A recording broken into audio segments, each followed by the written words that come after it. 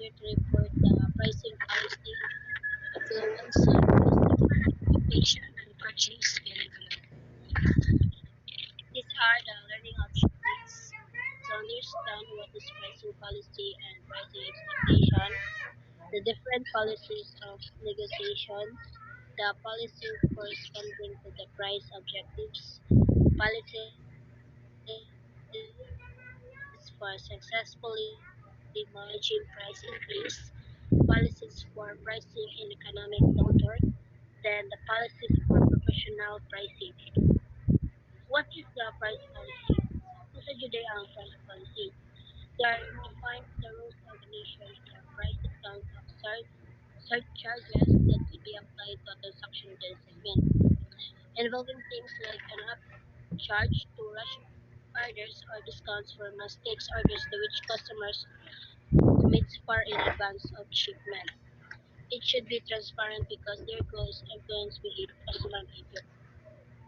Another word for the price policy describes what market prices are for the product and services in the market.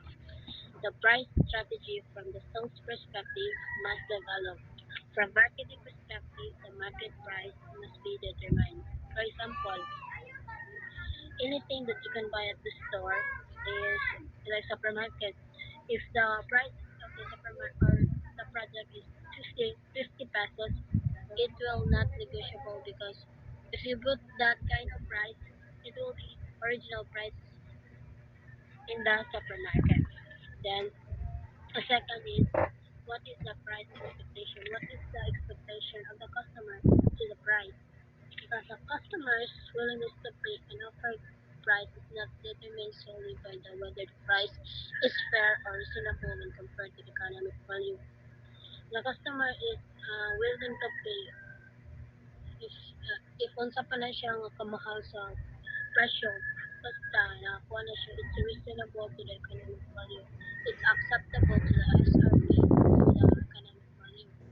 Then if the customer come to expect some changes in their purchasing behavior will enable them to get same product or service that at every better price, then the regular price becomes no longer acceptable.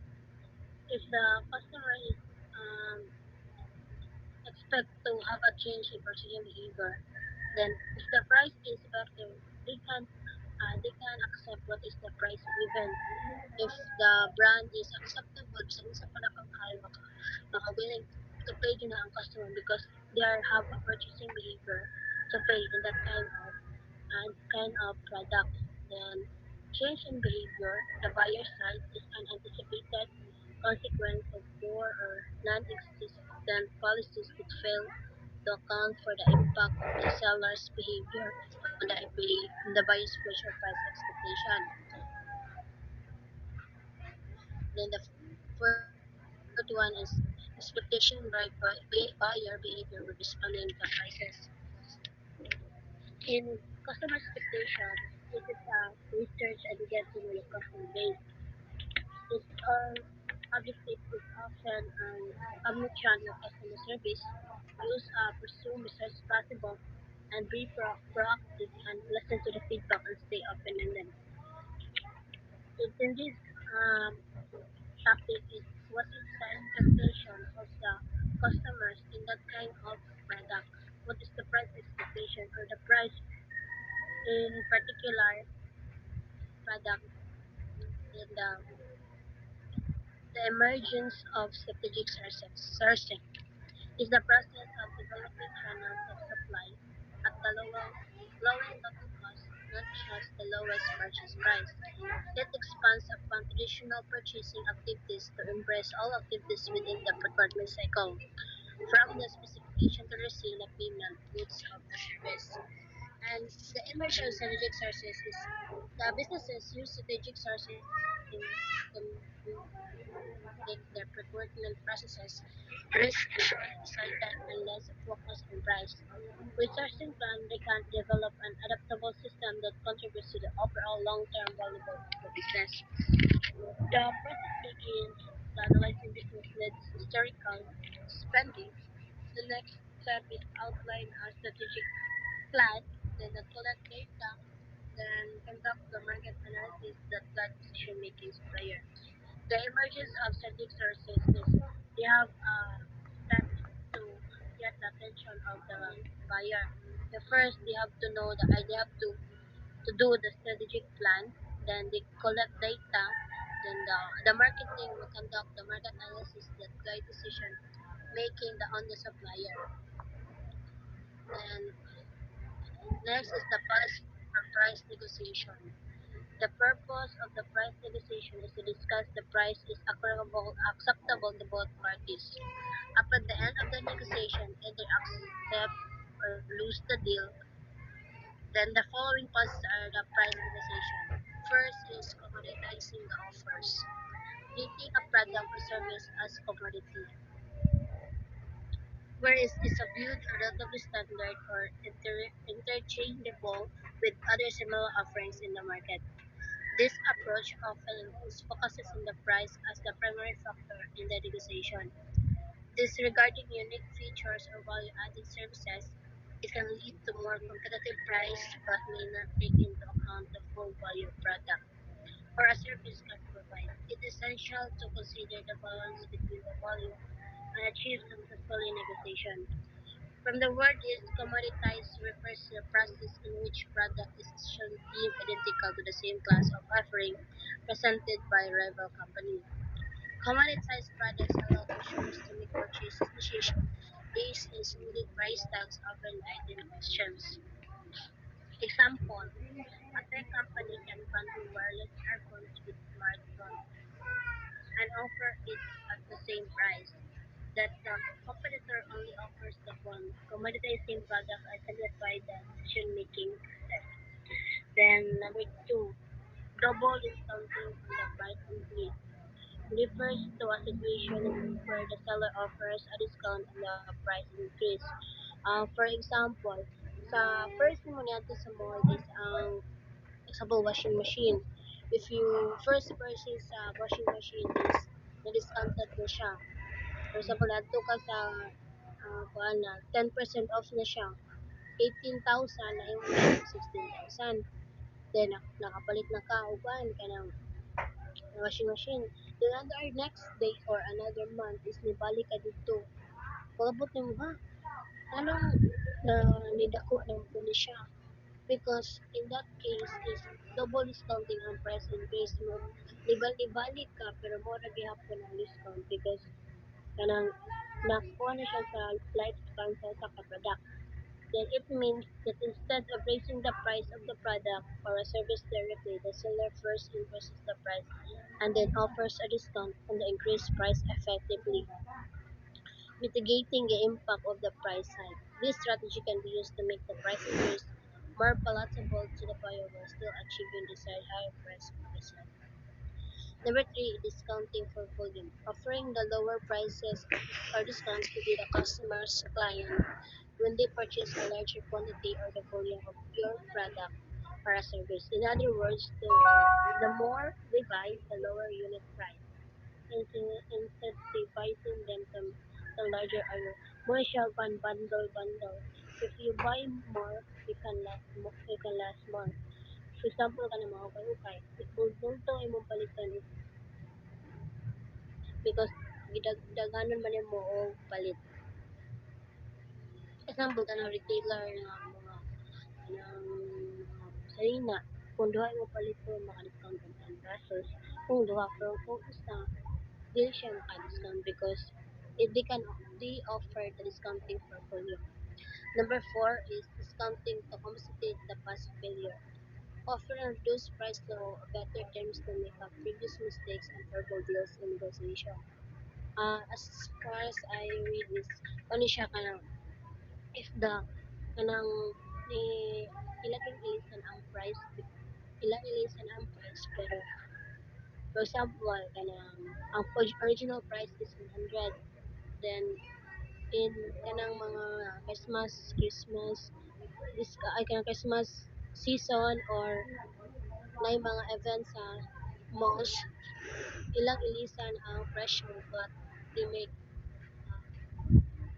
example 100 ang price then sa sa sa katunod is 200 na but 50%.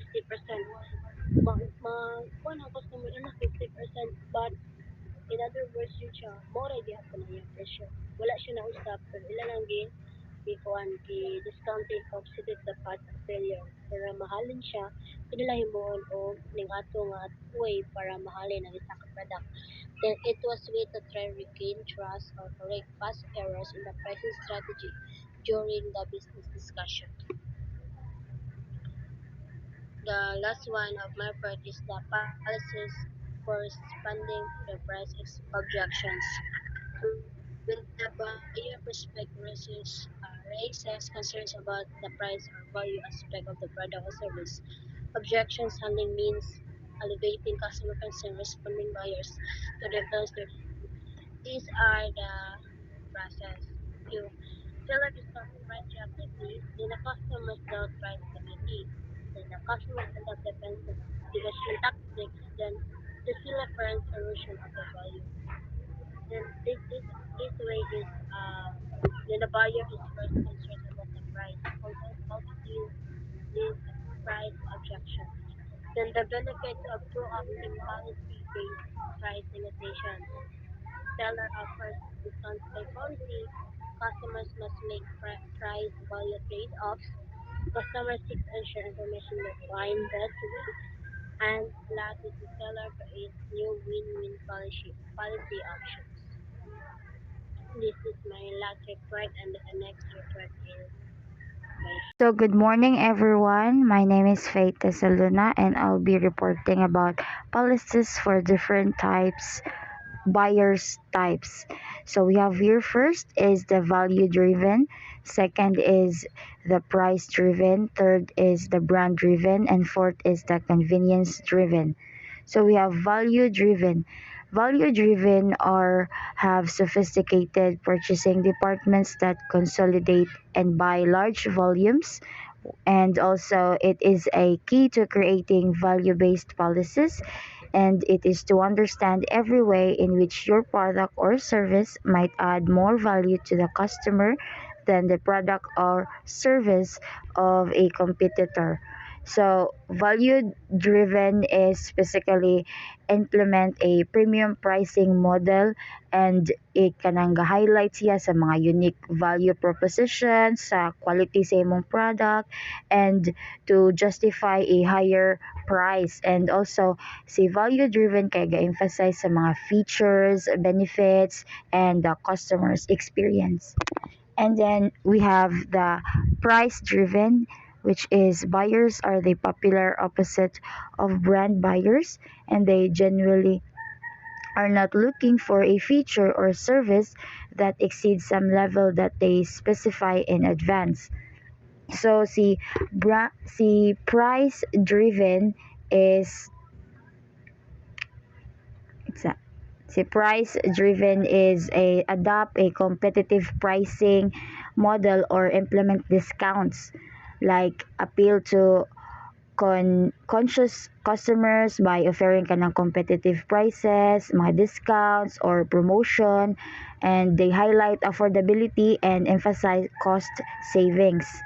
And brand driven buyers are those whom differentiate, particularly of the type that is difficult to determine prior to purchase, and the buyer will buy a brand that is well known for delivering a good product with good service without considering cheap but riskier alternatives. So si brand driven kay ga-maintain sa consistent ang mga premium pricing strategy, and they focused on building the sustaining strong brand image. Like buyers in this category are often willing to pay more the perceived prestige and quality associated with your brand.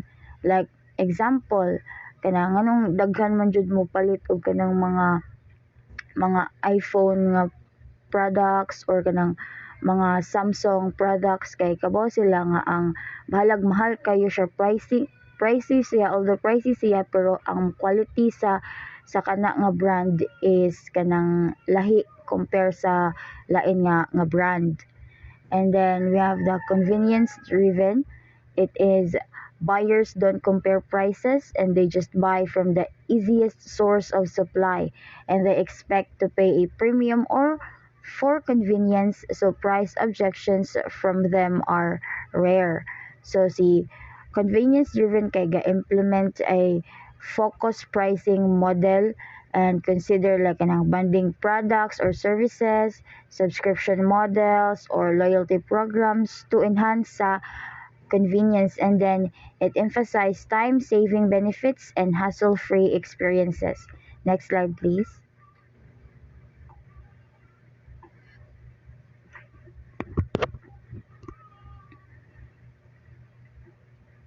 So we have here the second part is the policies for dealing with power buyer. So first is make power buyers compete. So it many companies with strong brand preference miss a big opportunity by framing the strategic issue poorly. So it's like in implementing a competitive bidding or negotiation process. It encourage the power buyers to compete with each other for a better deals, and it can lead to more favorable terms for your business while leveraging the buyer's desires to secure the best possible pricing. And quantify the value to the power buyer.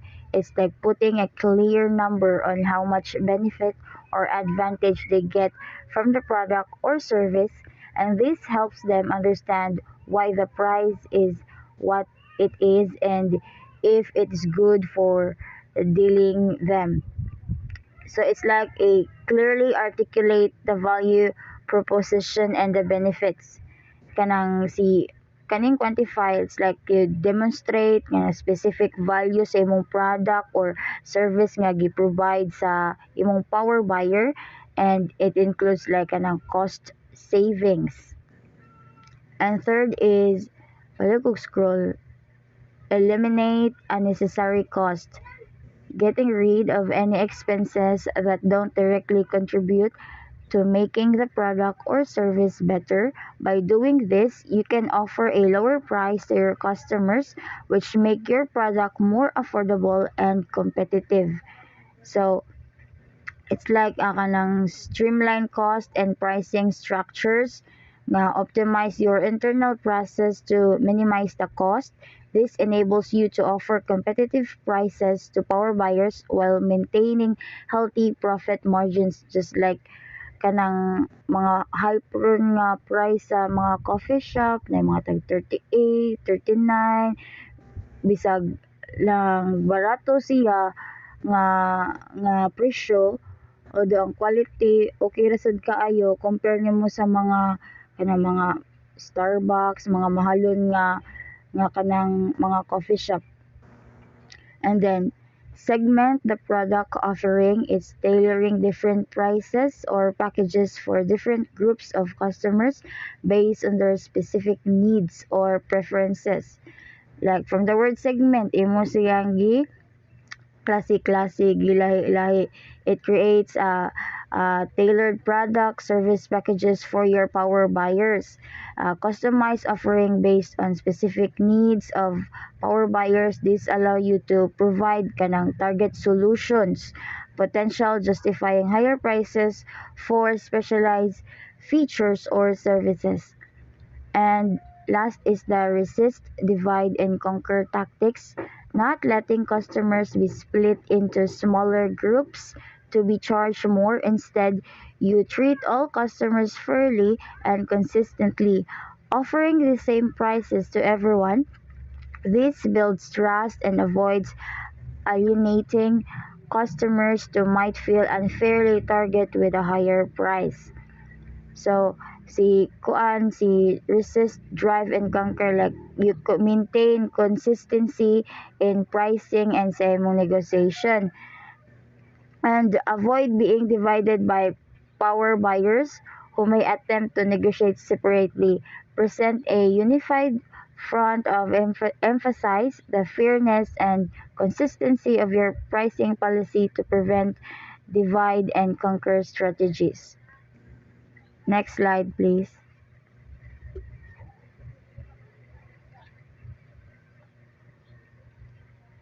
Okay, so we have here the policies for successfully managing price increase. It involves clear communication with customers to explain the reasons behind the increase, such as a rising cost or improved product quality. It's crucial to gradually implement price adjustment to minimize customer backlash and consider offering value-added benefits to offset the increase.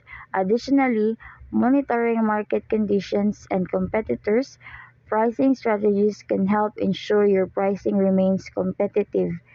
So, can you see policies for successful managing price increases need jud siya og clear nga communication nganong unsay reason behind nganong nag price increase ka in order for your customer to sufficient and notice before implementing the price increase, and also emphasize the continue or enhance value sa imong customers, and introduce alternative pricing like kanang options or packages. Imo jud na siyang i-inform before ka magpataka og pasaka sa imuhang presyo, and pwede sad ka mag-implement og loyalty programs or discount sa mga existing customers nimo, and then you stay informed about your competitors pricing strategies. And second is policies for leading an industry-wide increase. It collaborates with other key players to create a unified font and communicate the necessity for the change, establishing industry standards or guidelines that can help synchronize the timing and magnitude of the price adjustment across various companies. It's essential to strategically justify the increase, emphasizing common market challenges or improvements that benefits the entire industry. So, if ang company nag-implement sa pricing policy, it can influence the tibuok nga industry. If one company kana nagpasaka sa ilang price successfully, kana ang uban pud nga company mo follow, and then conversely, if a company lower pud sa ilang price to gain competitive edge, kay ang competitor pud mo adjust pud sa iyang price, kay this pricing decision can create a ripple effect across the industry in shaping market trends and impacting consumers' behavior. Next slide, please.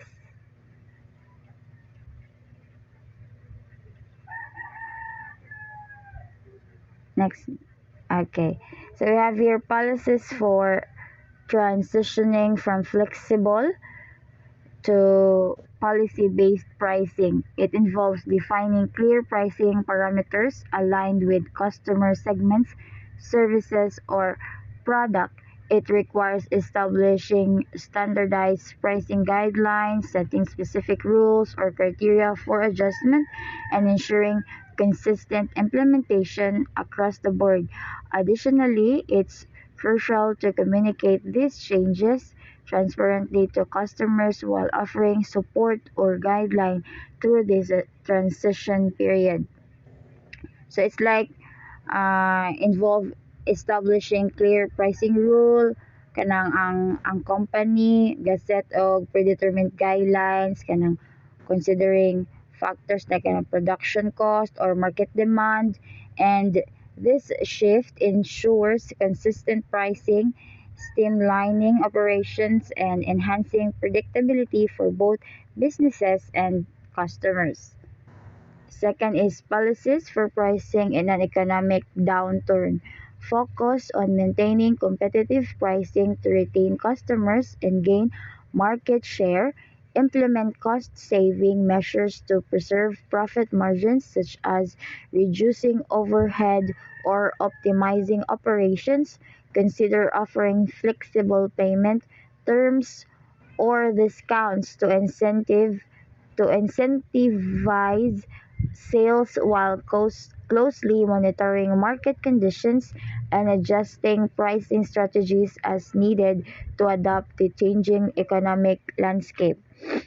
So, during sa kanang economic downturn, ang pricing policy focus sa pag-maintain sa affordability, and ang ubang company kay kanang mag-implement og cost cutting measures to offer competitive price nga mo ni ang uban mag-introduce og kanang mga value bundles, mag-provide og discounts, and because this strategy aim to retain the customers, stimulate demand, and navigate the challenges for a downturn while sustaining business operations.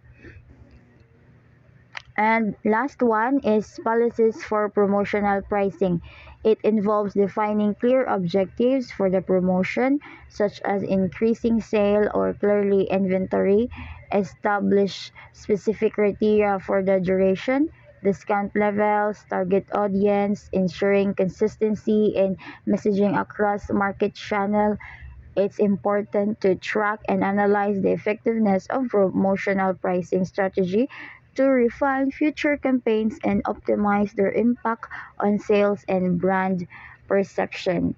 So, promotional pricing policies involve ka ng mga temporary discounts or special offers to boost the sales, like if mga seasonal nga occasion like Christmas or New Year, unsa pa na dira nga seasonal occasion. So mangita og strategy or kanang mausab ang mga prices sa mga product nga gi-offer sa isa ka company for the meantime ra.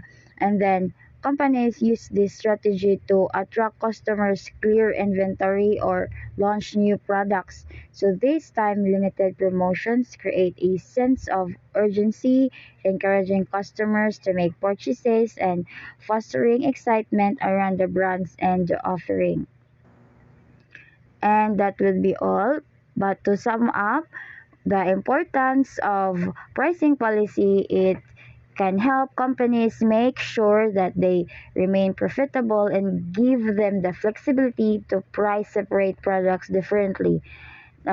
Company might value having a well-defined pricing policy so it can make price adjustments quickly and take advantage of products' strengths in one or more markets.